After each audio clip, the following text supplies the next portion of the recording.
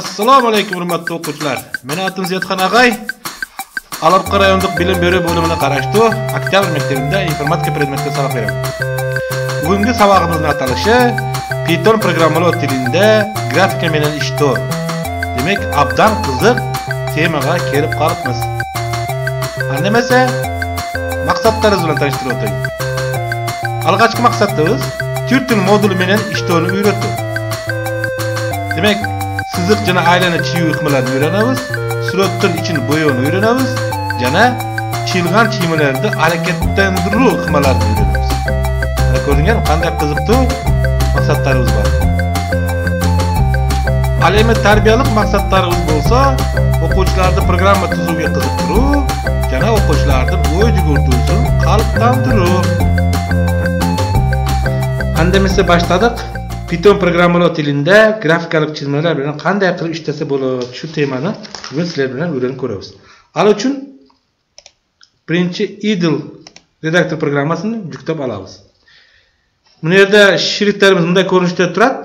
Bu nima uchun shunday turadi desa, sizlarga ko'rinishi yaxshi bo'lsin deb atayin men cho'ngroq ko'rinadigan qilib qo'ydim. Al uchun Optonsga kirib, configure idle ga kirib, bu yerda mana bu formatini 29-formatda qilib qo'ydim. Aslında sizlarga ko'zingizga yaxshi ko'rinib turgan bo'lib qoldi. Endi jangi terazani ochamizda programmani ishlashga boshlaymiz. Demak, grafikali chimalar bilan ishlovchi Turtle programmasi operatorining bibliotekasi bilan ishlashni o'rganishni boshlaymiz. Al uchun Turtle bibliotekasini chaqirib olamiz. Import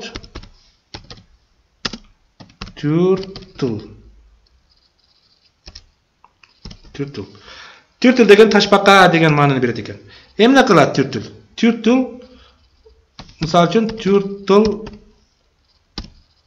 reset deb yozib ko'raylik. F5 topchasini bosamiz. Saqlanib qo'yishimiz kerak. Grafik chima degan. Grafik chima degan beraylik. Mana. Endi bo'ldi. Mana bu turgan Piro, mana shu turgan Piro tashbaqa deb qo'yiladi ekan. Qanday tushunsak bo'ladi? Buni aytaylik. Mana shunday chaqmoqlar bor. Bugun koordinatda tekstligi bor bo'lsin. Buni koordinat tekstligida y bag'it, yana x bag'it beramiz. Mana bu strelkamiz turgan yer esa boyagi Piro turgan yer. 0 bag'it. Endi buni har bir chaqmoqning arasini biz bilamiz 5 mm turadi. Biroq kompyuterda ishlatganda buni 10 piksel deb olaylik. O'shanda ikkita chaqmog'imiz 20 piksel, uchtasi 30, anan keyin 40, 50, 60. Jiba bo'lsa minusga qarab kelsak -10, -20, -30, -40. Birosini jazaymiz, birosini jazmay ketaveramiz. O'shandaylar y bag'it bo'yicha da shunday qilib qo'ysak bo'ladi. 10, 20, 30, 40, -10, -20, -30, -40 qilib bersak bo'ladi. Demak, mana shunday tushunishimiz kerak ekan. Tekstimiz qanday chizmada turadi, qanday koordinatda turishini bilsak bo'ldi. Endi operator yozib ko'ramiz. Buni misol uchun aytaylik. Goto 100 Bu nima dedi? Goto degani bar degani. 100 x koordinati bo'yicha 100 piksel oldiga bar, y koordinati bo'yicha 0. F5 topchasini bosib ko'rsak, bunday chizma paydo bo'ladi mana. Oldiga chizilgan 100 piksel oldiga chizilgan chizma paydo bo'ldi. Hali endi tevaga qarab chizib ko'raylik misol uchun. Demak, Turtle Goto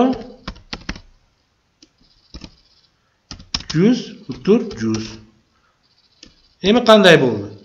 Endi chizmamiz jo'g'orqiga qarab ketdi mana. 100 точкаga qarab. Tag'ulantib ko'ramiz. Demak, qayra aylanib o'ziga kela turgan, jeba bo'lsa kvadrat chiza turgan programma chizib ko'raylik. Turtle al uchun alg'ach y koordinatiga qaytaramiz. Goto 0 Mana y koordinati bo'yicha 100, x koordinati bo'yicha 0 bo'ldi. Turtle Goto aylanib dag'i 0 bag'atga qaytib keldi. F5 da bosib ko'ramiz. Mana ko'ring. Demak, to'g'ri burchak paydo bo'ldi mana. Kvadrat paydo bo'ldi. Endi uni siziqning qalinligini bersa bo'ladi ekan. Al uchun Bu yerga turtle width deb yozamiz. Qalınlığını misal üçün 5-ci formatda deb olaylik. Bu qanday bo'ldi?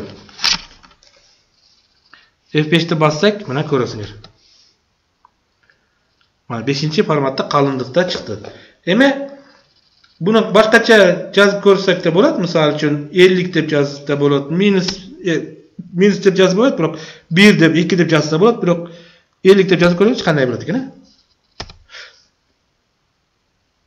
Mana qalın chiqib qoldi. Bizga hozircha o'sha 5 yaxshi. 5-ci qalınlıqdagi turgani yaxshi. Alemi tus berib ko'raylik. Color tus. Albatta turtle deb yozish kerak. Turtle.color. Aytaylik, chiziqning tusi red, qizil tusda bo'lsin. Endi ichidan bo'yab qolishi mumkin. İçini misal üçün blue deb qo'ysak.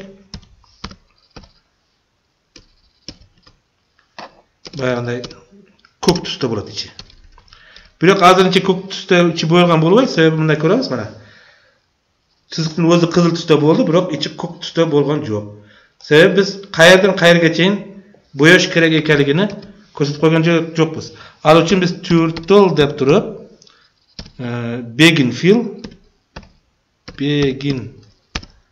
fill buni she'rdan boshda olsin, yana bu yerda butsun turtle and fill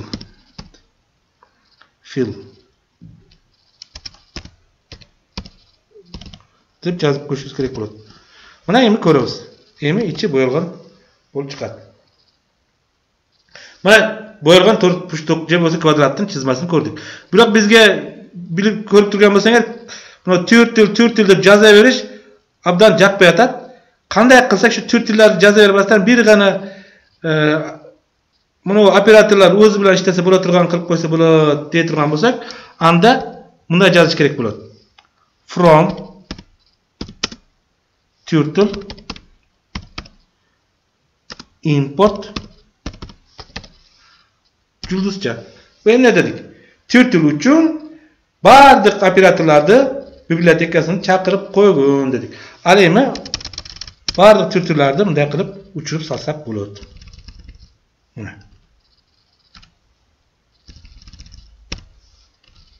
Turtlelar barlig'ini uchirib salib ko'zimizga yaxshi ko'rinib turgan yengil programma paydo bo'lib qoldi. Mana. Birgina so'z bilan barliq turtlelarni yo'q qilib qo'ydik. Tekshirib ko'ramiz. F5. Mana programmamiz boyagiday, qadimgiday ishlab turdi. Demak, bu qilgan ishimiz to'g'ri ekan. Alemi teskarisincha minus bag'at bo'yicha ketishini ko'raylikchi. Misol uchun go to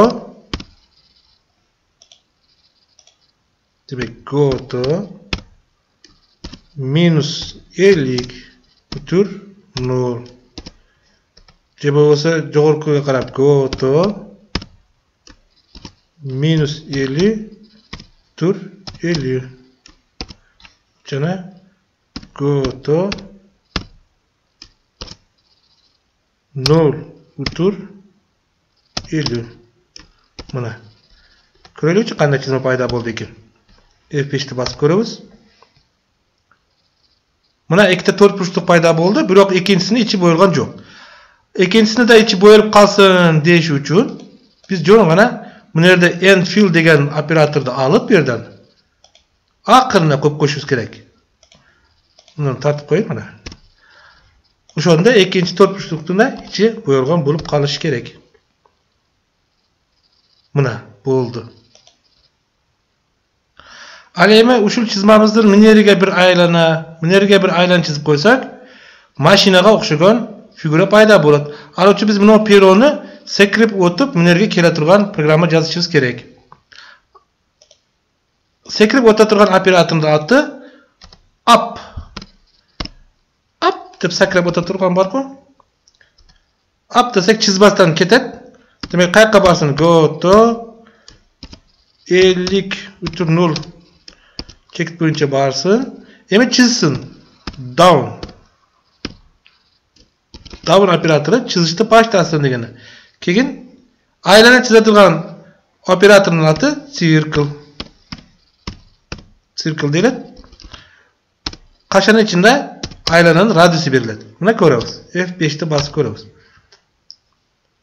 Demek chizmamizda aylanamiz ko'rib turasizlar, to'rtburchakni ichiga chizib qo'ydi. Bizga tishqariga, mana ildiga chiza turgan operator kerak. Buyruq kerak. Ana uchun buni 20 ni oldiga minus kvadratı berib qo'ysak, aylanamiz ildiga qarab ketib qoladi. Mana bo'ldi. Alema ikkinchi balonni chizamiz. Demek up sekrib o't. Qayerga sekirsin? Go to minus 25 o'tur 0.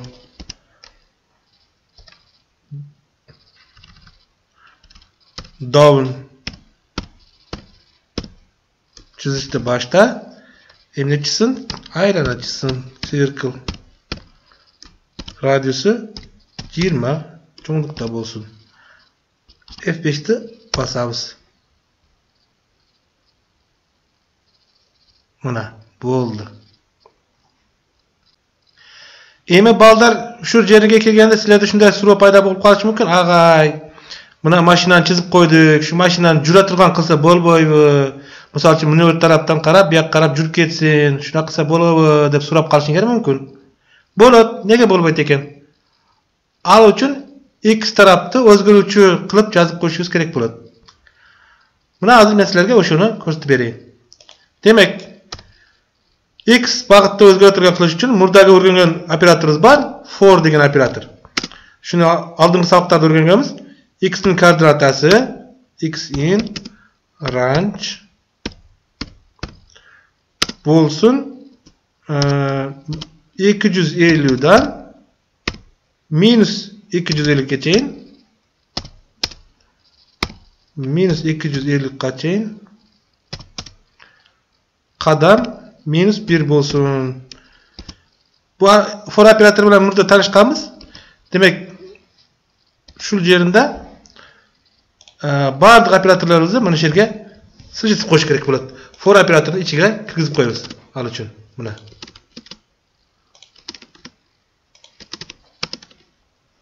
Barliq shuni ichiga kiritib chiqamiz. Mana barlig'ini surib chiqdik. Endi x bag'itga x ni misol uchun 0 deb bera turgan bo'lsak, 100 piksel oldiga jilsin degani x ga 100 ni qo'shsin degan ma'noda kelib chiqsin. Mana x qayerda plus kvadratda bo'lsa, o'sha yerga x plus qilib qo'yamiz.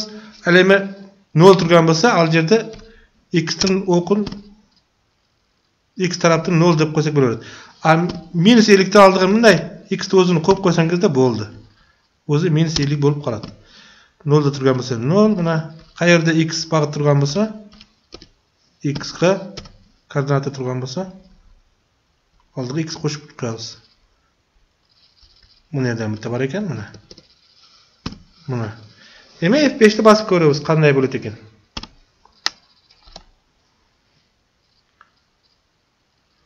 Biroq mana chizilib qoldi, sekin ketayotganga o'xshaydi. Biz bunga skorost qo'shishimiz kerak, tezlikni.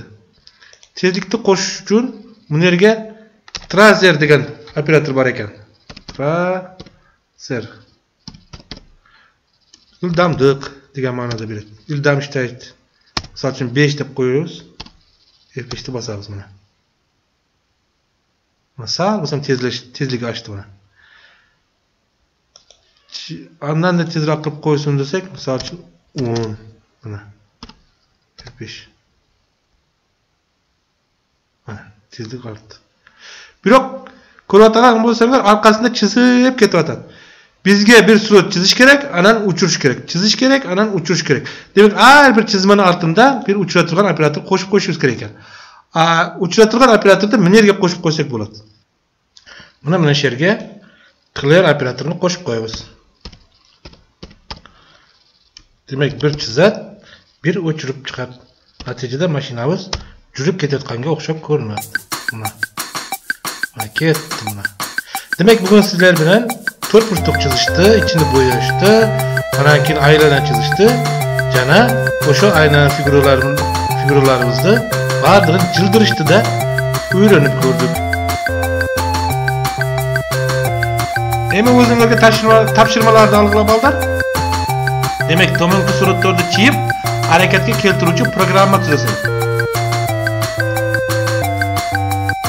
Atkargan işlerde ko'rsatuv uchun je so'rovlar paydo bo'lgan bo'lsa, tomonki nomerga WhatsApp je Telegram orqali yazsalar bo'ladi. Men sizlarning mumkin bo'lishicha so'rovlarga javob berishga harakat qilaman.